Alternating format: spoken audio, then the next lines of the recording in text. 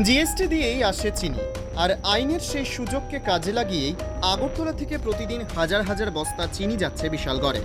প্রশ্ন হচ্ছে, এত চিনি খাচ্ছে কারা? এমনিতেই মধুমেহ রোগীর সংখ্যা বাড়ছে রাজ্যে, স্বভাবতই চিনির চাহিদা কমছে তাল মিলিয়ে, কিন্তু অন্যদিকে চিনির আমদানি রেকর্ড সংখ্যায় বাড়ছে রাজ্যে।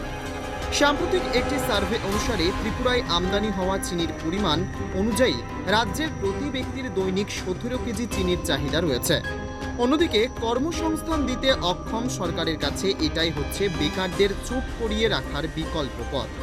আর পুলিশ প্রতি বস্তা হিসেবে কমিশন পেয়ে চিনির গাড়িকে ক্লিন চিট দিতে বিন্দুমাত্র লজ্জা বোধ করে না।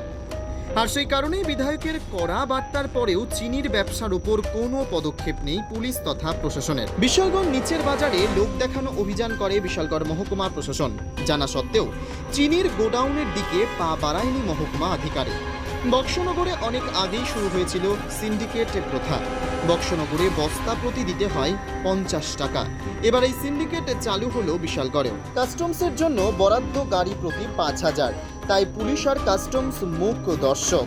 অন্যদিকে জিএসটিতে কিভাবে কারচুপি করে চিনি পাচার হচ্ছে তার একটি স্পষ্ট প্রমাণ ধরা পড়ল আমাদের ক্যামেরায়। সোমবার রাতে আগরতলা থেকে বিশালগড় যাবার পথে বিশালগড় এসডিএম অফিসের সামনে কতিপয় যুবক আটক করে একটি চিনি বোঝাই ট্রাক। ট্রাকটিতে 329 বস্তা চিনি ছিল, কিন্তু জিএসটি ছিল শুধুমাত্র 35 বস্তার।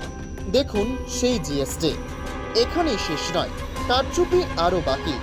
জিএসটিতে লেখা আব্দুল রহমানের নাম, আর গাড়ির চালক বলছে বিশালগড় নিচের বাজারের নবজিৎ বণিকের কাছে যাবে এই চিনির গাড়ি। TR01 AC1774 নম্বরের এই গাড়িটি আটক করেই খবর দেওয়া হয় বিশালগড় থানায়। কিন্তু কয়েক ঘন্টা অতিবাহিত হলেও পুলিশ আর আসেনি ঘটনাস্থলে। পরে কোনো এক অজ্ঞাত হিসেবে ছাড় পায় গাড়িটি। কত বস্তা আছে? 360 টাকা, 319 টাকা। চিনিগুলোর জিএসটি আছে নি? জিএসটি কাগজ তো আছে। আগরতলাতে কোনখানে যাব? ওই তো বিশালগড়। কোন মালিকের কাছে? এটা মালিকের নাম তো কইতাম পারি। নবজিৎ।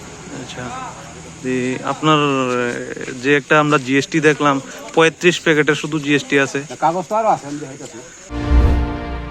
এভাবেই অবাধে চলছে চিনির অবৈধ পাচার। আর একের পর এক খবর, আলোচনা সমালোচনার পরেও প্রশাসন ও সরকারের ছবি কালিমালিপ্ত হলেও কোনো পদক্ষেপ নেই। এভাবেই চিনির মিষ্টতায় ম্যানেজ হচ্ছে সবই। Bureau report, news on time.